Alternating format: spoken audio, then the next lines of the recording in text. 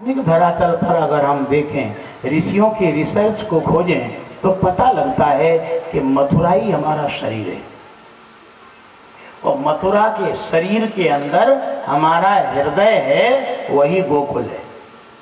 और हृदय में परमात्मा का प्राकट्य होता है। जैसे मथुरा में परमात्मा का प्राकट्य हुआ किसके यहाँ? वसुदेव के यहाँ। तो देवकी के द्वारा वसुदेव के यहाँ भगवान का अवतार हुआ। परंतु हमारे यहाँ पर हृदय में कौन वसुदेव है, कौन देवकी है? आध्यात्मिक धरातल पर ऋषियों ने खोज किया तो हमारा जो चित्त है यही वसुदेव है। कौन सा चित्त? बोले साधन चतुष्टय संपन्न जो चित्त है, जिस चित्त में कोई गंदगी नहीं है, निर्मल चित्त है, उसका नाम वसुदेव है। चित्तम विशुद्धम वसुदेव संज्ञकम। शास्त्रकार कहते हैं निर्मल चित्त का नाम वसुदेव है। और ब्रह्माकाराकार प्रकाशिका जो वृत्ति बुद्धि देवी है वही देवकी है। और दोनों का जब समागम होता है तो निर्गुण निराकार निर्मल निष्कलंक परम पवित्र जो परमात्मा है हृदय रूपी गोकुल में प्रकट हो जाता है। तो आपका चित्त आपके पास है, आपकी बुद्धि आपके पास है। वसुदेव और देव की जैसी बनाना है भर, बस भगवान तुरंत प्रकट हो जाएंगे, क्योंकि काल की प्रतीक्षा नहीं करनी पड़ती। भगवान को बनाना हो तो समय लगे, भगवान को बुलाना हो तो समय लगे, भगवान को कहीं से लाना ले जाना हो तो समय लगे। भगवान तो स्वतः सिद्ध हैं। ऐसा कोई देश नहीं, ऐसा कोई काल नहीं, ऐसी कोई वस्तु व्यक्ति परिस्थिति नहीं जहाँ परमात्मा की उपस्थिति न हो। जो सर्वत्र है, समान रूप से है, उसमें विलंब कैसा? उसमें भगवान की तरफ से विलंब नहीं है, विलंब तो अपनी तरफ से है। अपना चित्त विशुद्ध हो जाए, निर्मल। गीता में भगवान कहते हैं वासुदेव सर्वम इति सुमहात्मा, समहात्मा सुदुर्लभ। वासुदेव सर्वम, ये सर्वत्र परमात्मा ही परमात्मा है। ऐसा जिसके अंदर ज्ञान प्रकाशित हो गया है, ऐसा निर्मल अंतःकरण वाला महात्मा मिलना बहुत दुर्लभ है महाराज। सर्वत्र परमात्मा व्याप्त होते हुए भी हमको इसलिए नहीं दिख रहा, हमको इसलिए अनुभव में नहीं आ रहा, इसके 3 कारण हैं महाराज। सबसे पहला कारण तो ये है, जैसे दूध में घी होता है, आपका सामने एक गंजा भर के दूध रख दें और आपसे कहें भैया इसमें हाथ डालो और घी का लोना निकालो, क्या निकाल पाओगे? 10 लीटर दूध गंजे में भरा रखा है और आपसे कहा भैया घी निकालो, और जब 2-4 बार हाथ डालने पर घी नहीं निकला तब हमने डांट फटकार, क्यों रे घी नहीं निकल रहा, नहीं है घी क्या? तो तुम मना कर सकते हो कि दूध में घी नहीं होता? मना कर सकते नहीं, क्योंकि दूध में घी है। वो कहाँ है दूध में? बूंद बूंद में घी की व्याप्ति है। दूध की एक भी ऐसी बूंद न है जिसमें घी की सत्ता न हो, किंतु तुम डायरेक्ट हाथ डालते हो, नहीं निकाल पाते, क्योंकि वो दूध के अंदर इतनी गहराई में इतनी सूक्ष्मता पे बैठा है, इसलिए वो तुम्हारी हाथ में पकड़ में नहीं आ रहा है। अगर उसी की क्रिया की जावे, दूध को दही बनाया जाए, दही का मंथन हो तो घी अलग हो जाएगा, छाछ अलग हो जाएगी, स्पष्ट, क्योंकि घी दूध में होता है पर नहीं निकल रहा। ठीक इसी तरह से परमात्मा इतना सूक्ष्म है, इतना सूक्ष्म है कि अंतिम गहराई में बैठा हुआ है, अंतिम गहराई में, इसलिए वो अनुभव में नहीं आ रहा। सूक्ष्मत्वात् तद विज्ञेय, वो अत्यंत सूक्ष्म होने के कारण वो अविज्ञेय है, जाना नहीं जा रहा, समझा नहीं जा रहा, पकड़ में नहीं आ रहा। और पकड़ में एक कारण और है, ध्यान देना। आप जिस पृथ्वी पे बैठे हो, परमात्मा की दूरी बता रहे हैं, आपसे परमात्मा कितना दूर है और आपकी आंख और मन बुद्धि क्यों नहीं पकड़ पा रहे, वो बात आपको बता रहे हैं। पृथ्वी जितनी मोटी है, इससे 10 गुना मोटा तो जल है, 10 गुना सूक्ष्म, मोटा नहीं सूक्ष्म। यानी पृथ्वी का 5 किलो का ढेला तुम फेंको तो वो लुढ़केगा थोड़ी बहुत दूर और बस एक जगह खड़ा रह जाएगा। और पानी 1 बाल्टी भर के तुम लुढ़काओ तो वो मिट्टी जहाँ तक लुढ़की है उससे कई गुना ज़्यादा दूर चला जाएगा। इससे सिद्ध हो गया कि पानी पृथ्वी से पतला है 10 गुना। लेबोरेटरी में जांच की गई, ऐसे नहीं।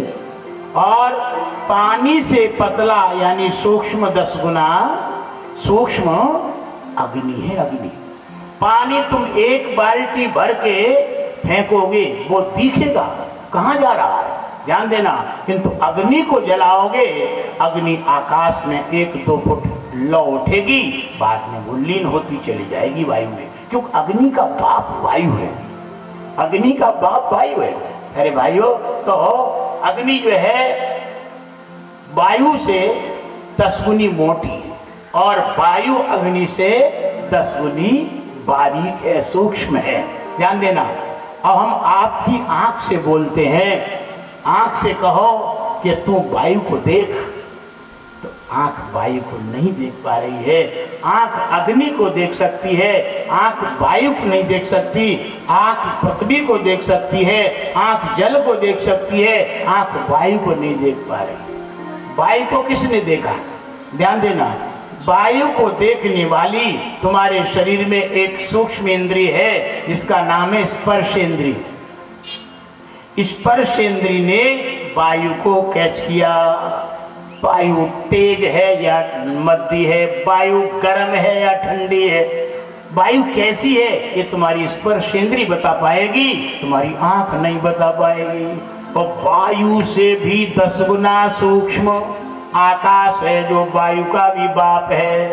आकाश की सूक्ष्म तन्मात्रा होती है शब्द गुणकम आकाशम। शब्द गुण वाले का नाम आकाश है, ध्यान देना। आकाश वायु से भी 10 गुना सूक्ष्म है। जहां वायु गति नहीं कर पाती, वायु के भी पैर लड़खड़ा जाते हैं, उतनी 10वीं तीव्रता से आकाश उतनी सूक्ष्मता में प्रवेश कर जाता है। अब ध्यान देना, आकाश कितना सूक्ष्म है। आकाश को तो तुम्हारी स्किन ने भी पकड़ना बंद कर दिया। स्किन के भी अर्थात स्पर्श इंद्रिय के भी हाथ पांव फूल गए, आकाश को नहीं कैच कर पाई। आकाश को फिर कैच किसने किया, तुम्हारी कर्णेंद्रिय ने, क्योंकि कर्णेंद्रिय का संबंध आकाश से डायरेक्ट है, क्योंकि दिशाओं से संबंध डायरेक्ट है। काने का अधिष्ठात्री देव, दिशाओं के अधिष्ठात्री देव वही कानों के देवता है। और आकाश से सूक्ष्म, ध्यान देना, आकाश से 10 गुना सूक्ष्म तुम्हारा प्यारे भाइयों आकाश का जो बाप है। कोई योगी लोगों ने रिसर्च किया तो मन को बताते हैं, मन से बुद्धि को बताते हैं, तब 10 गुना सूक्ष्म, और बुद्धि से 10 गुना सूक्ष्म अहंकार है। अहंकार 10 गुना सूक्ष्म है। और जहाँ तुम्हारा आकाश नहीं जा सकता, जहाँ तुम्हारा मन गति नहीं कर सकता, जहाँ तुम्हारी बुद्धि भी लड़खड़ा जाती है, धड़ाम से गिर जाती है, आगे गति नहीं कर पाती है, वहाँ तुम्हारा अहंकार जा सकता है। अहंकार उतना सूक्ष्म है। और अहंकार से भी 10 गुना सूक्ष्म, ध्यान देना। अहंकार का जो बाप है, कौन है बाप अहंकार का? अहंकार का बाप है चिदाभास, तुम्हारी चैतन्य आत्मा का प्रतिबिंब। चिदाभास, चिदाभास किसे कहते हैं, ध्यान देना। प्रकृति जब परमात्मा से उत्पन्न हुई, दृष्टा दृश्य के भेद को कायम कराने वाली, तो उस प्रकृति के गर्भ में परमात्मा ने अपना जो चैतन्य स्वरूप था उसका वपन कर दिया। वहीं पर चिदाभास रूपी चित्त प्रकट हो गया, जिसको महत्तत्व कहते हैं। अहंकार से 10 गुना सूक्ष्म महत्तत्व है, और महत्तत्व का स्थूल रूप आपका चित्त है। सारे ब्रह्मांड के किसी भी दृश्य को 1 सेकंड में आप कहीं भी देख सकते हो। इतना आज तक कोई वैज्ञानिक पैदा नहीं हुआ इतनी सूक्ष्म गति से सारे ब्रह्मांड को एक क्षण में दिखा सके। तुम्हारा चित्त उस अहंकार से भी सूक्ष्म है, और उससे भी 10 गुना सूक्ष्म है माया। माया उससे भी 10 गुनी सूक्ष्म है। माया का स्थूल रूप बतावे, माया का स्थूल रूप है निद्रा। आप जो गहरी नींद में रात में जाते हो, ये माया का स्थूल रूप है। हम आप लोगों से जब से सृष्टि बनी है आज तक के पीरियड में कोई भी माई का लाल ऐसा पैदा नहीं हुआ तो नींद को बता सका हो कि इतने बज के इतने मिनट इतने सेकंड पर आई। कोई नहीं बता पाया। इतनी सूक्ष्म है, इतनी बारीक है, कब गुड़क हो गए पता नहीं चला। नींद इतनी सूक्ष्म है प्यारे भाइयों, और नींद के साथ कनेक्ट अंधकार है, और अंधकार के साथ कनेक्ट बेहोशी है, और बेहोशी के साथ कनेक्ट तुम्हारा अज्ञान है। कितना जबरदस्त अज्ञान है, उसको कहते माया। और माया से भी 10 गुना सूक्ष्म है, वो है परमात्मा। अब बताओ, चौथाई तक तो आंखों से नहीं देख पाते तो परमात्मा को कैसे देख पाओगे? उतने सूक्ष्म के धरातल पे आपको पहुंचना होगा। ध्यान देना, जलेबी अगर पेट से कान से लटका दी जावे नहीं स्वाद बता सकता कान। गुलाब जामुन पीठ से रगड़ दी जावे क्या स्वाद पीठ बता पाएगी? जब तक इंद्री रसनेन्द्री के पास उसको नहीं ले जाया जाएगा।